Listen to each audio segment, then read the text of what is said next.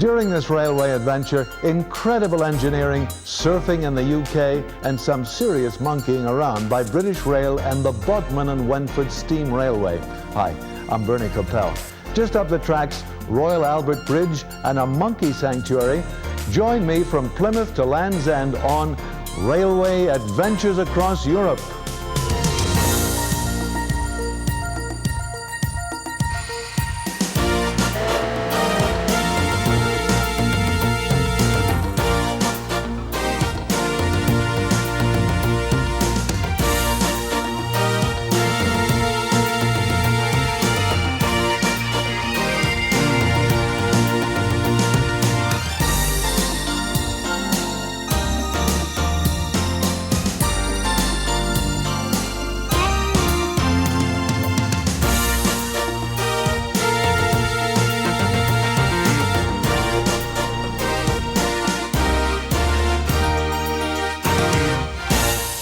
When London Bridge was moved to America, some mourned it as a loss to Britain's engineering history. Fortunately, there are still many fine examples, especially on the railways.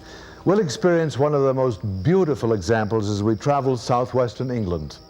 Our railway adventure begins in the famed port town of Plymouth on the English Channel and takes us to Penzance, then on to Land's End on the Atlantic coast.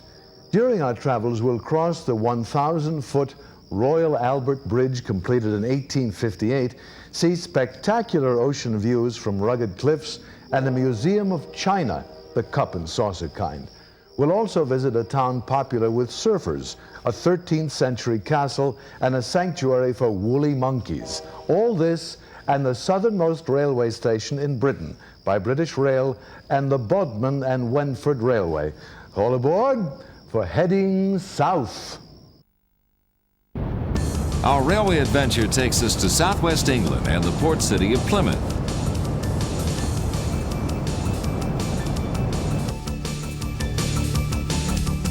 From Plymouth, we will continue east to Penzance and on to Land's End.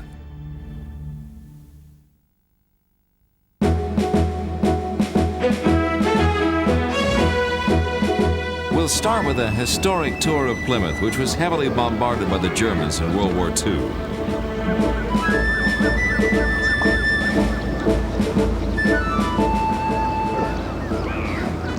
One area in Plymouth that was not rebuilt after the Blitz is the Barbican. Here, the Mayflower Steps commemorate the place where Pilgrim Fathers departed England to colonize the New World in 1620. Their names are also recorded nearby.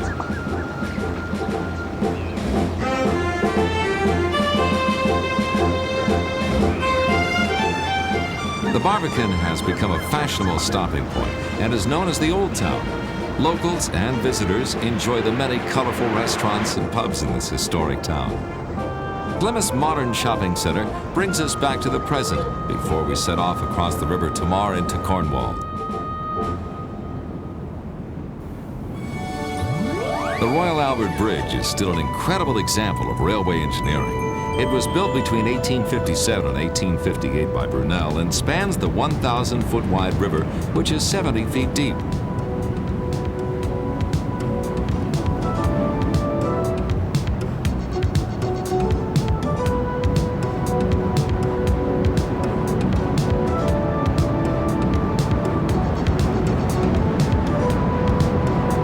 The views of the dockyards and Plymouth Sound complement the wonderful structure.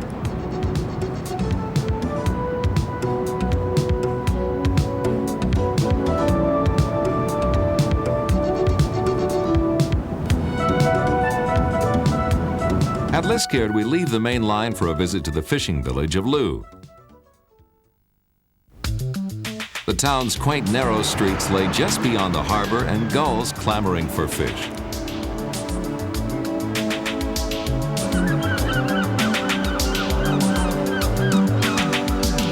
Loo is famous for whitewashed cottages, shops, restaurants, and pubs. But if fishing is your first love, you're in the right place.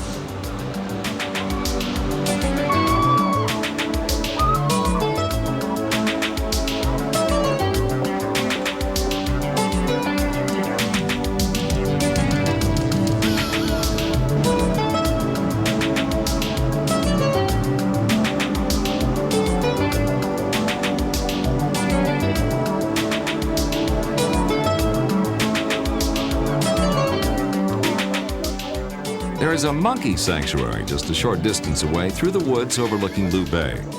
The sanctuary was established in 1964 and provides a safe haven and stable setting for woolly monkeys rescued from lives of isolation in zoos and private homes. The sanctuary is the first place this beautiful species survived and bred successfully outside the Amazon rainforest.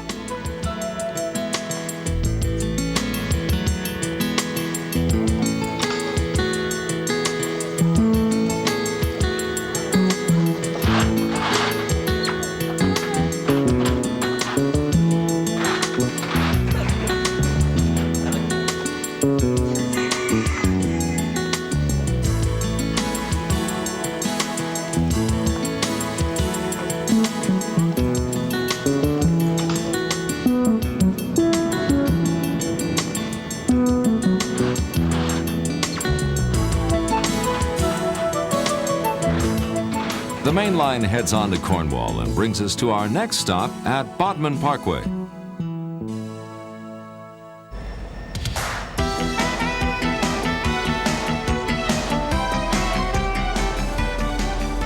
The British Rail Station is some distance from Bodmin, but a steam train from the Bodmin and Wenford Railway is normally waiting to take passengers to the town. The trip up the old branch line will take us to the Great Western Station in Bodmin.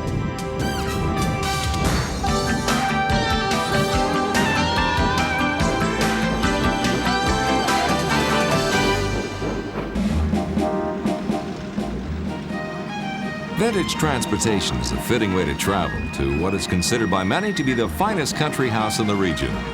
This excellent example of 17th century provincial architecture is surrounded by beautiful gardens and set in wonderfully landscaped parkland.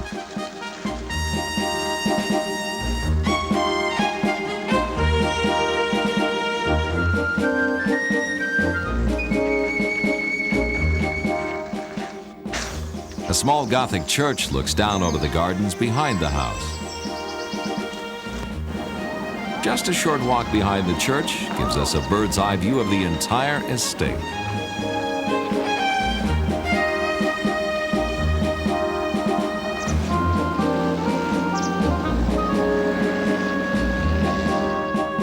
As we leave Bodmin Parkway, the line now heads south, and we pass another famous landmark of the region.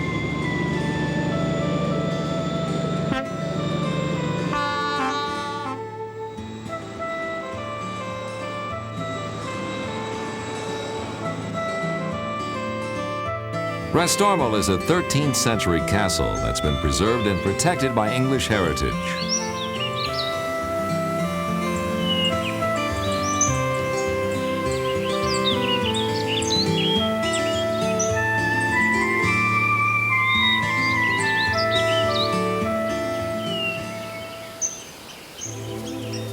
From high up in the battlements, we can see the entire valley and the trains that will speed us toward our next adventure. We'll turn north at Parr and head for the lively seacoast resort of Newquay.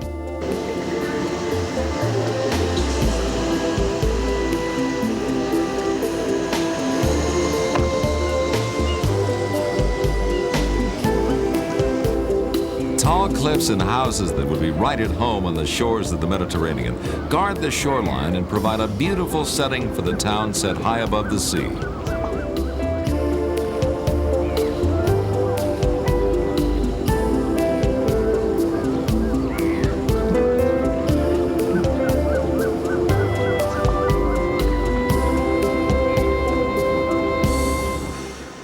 Newquay is a surfing town, and you'll find sports stores and surf shops everywhere.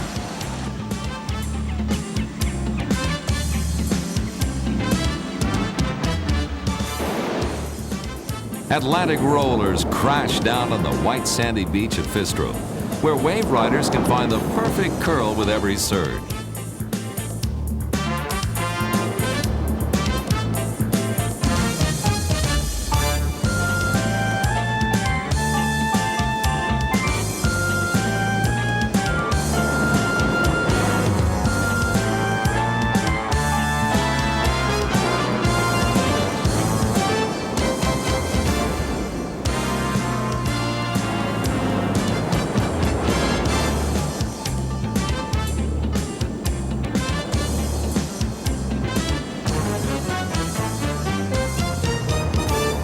But it's time to move on to our next adventure in St. Austell.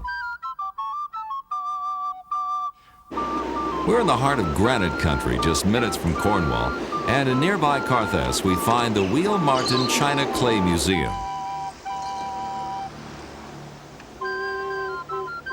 China is a historic and important part of Cornwall. At the museum, you'll learn about the history and the current impact of China production in the area. This 35-foot wheel was used to pump slurry or thin mud from the pits so that the clay could settle out.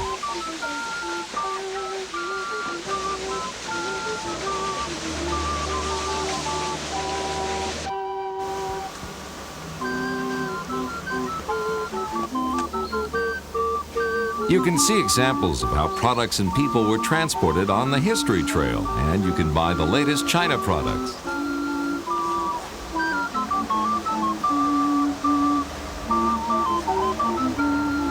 A little further up the hill, another restored wheel is displayed in full working order. We're on a railway adventure across southwest England and touring a modern clay mine. The surrounding landscapes look more like the moon than southwest England. Clay mining operations in the area have created huge pits in the land, and for miles you can see the effects. The clay is mined using monitors, which are powerful jet hoses that are directed at the hillside to wash away the clay. The monitors that are used today are remote controlled, but are otherwise very similar to their counterparts on display.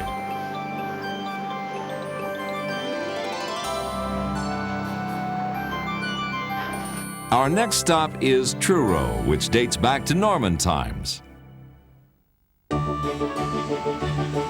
Truro was once an important port and center for the tin industry. The city is also considered the capital of Cornwall. The center is dominated by the 250-foot-high towers of the modern cathedral. The building has all the grace and impact of a medieval church, but wasn't built until 1879. Visitors are often surprised to find that the carvings above the west doorway feature Edward VII.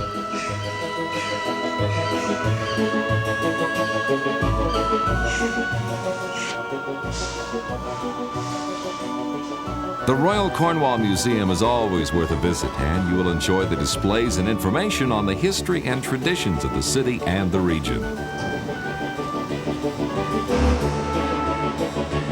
Just after leaving Truro, the line passes through Redruth, and you can see the remains of deserted old tin mines in the high moors. Beyond the moors, we'll branch off to the north toward another famous fishing village, St. Ives.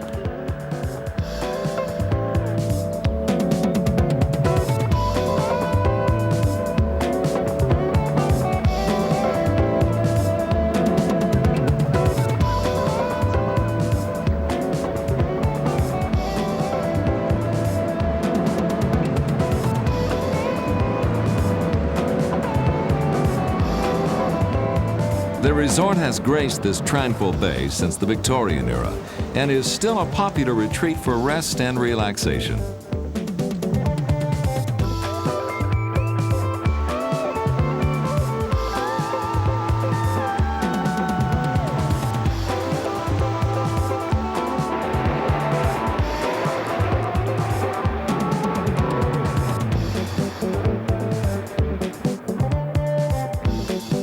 As the train sweeps along the Bay of St. Michael's, we're approaching Penzance and the end of our railway adventure.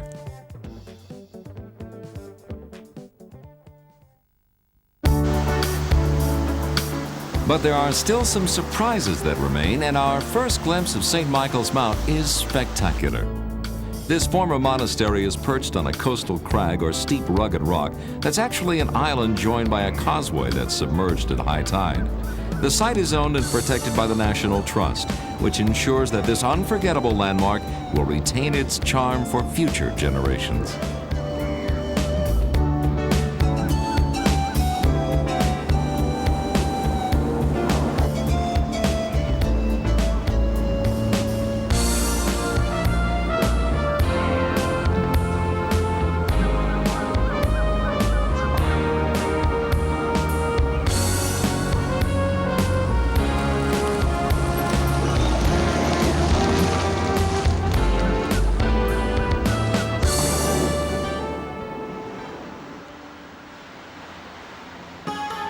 We finally arrive at Penzance. This busy port and market town is Britain's most southern railway station.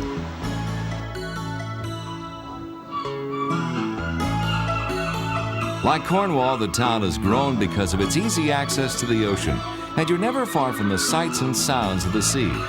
The unique character of Penzance is reflected by the town's architecture. This wonderful example of unusual imagination is the Egyptian house on Chapel Street.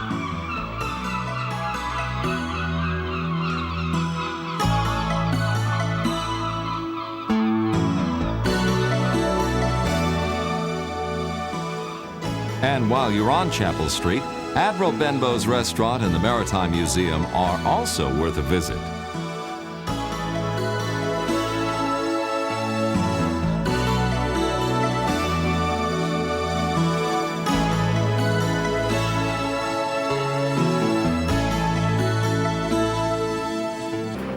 Our railway adventure continues as we explore the seaport of Penzance on Britain's southernmost peninsula. West Penwith is a land of wild beauty. Lanyon Coit is about 4,000 years old and just one of the many Neolithic monuments in the area. Almost within walking distance is Land's End itself. The rocky headwall has developed into a busy entertainment complex with shops, exhibitions, and a recreation area.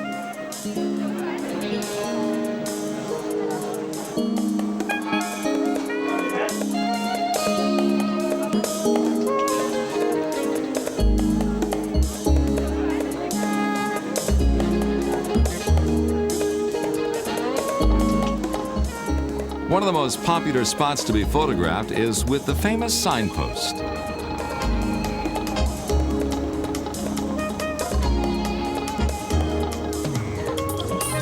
The real Land's End is a little further on, and horse-drawn carriages or a special land train will compete for your passage.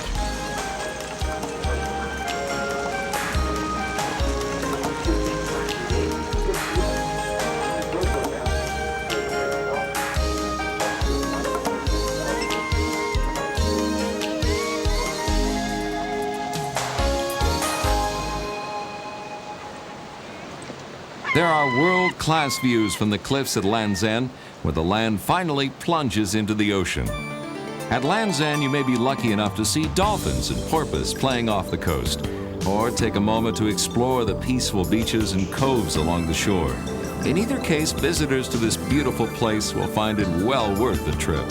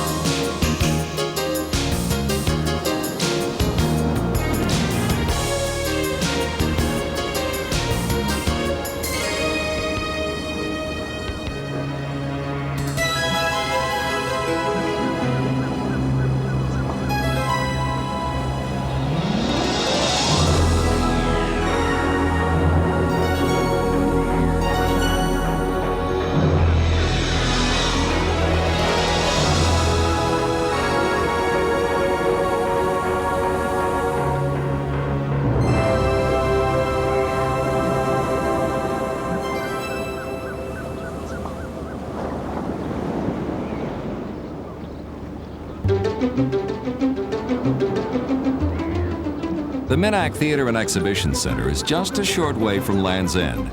The natural setting is a stunning background for the regular summer performances and makes an unforgettable finale to our adventure through southwestern England.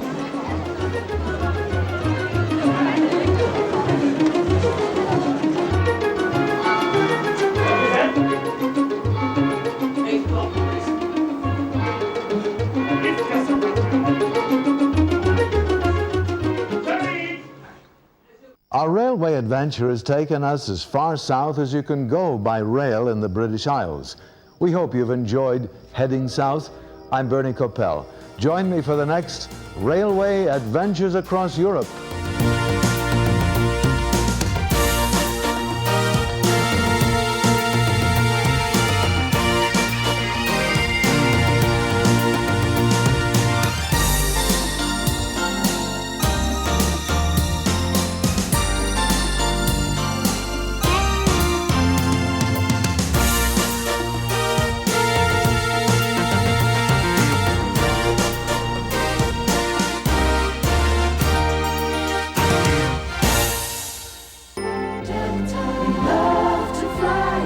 shows.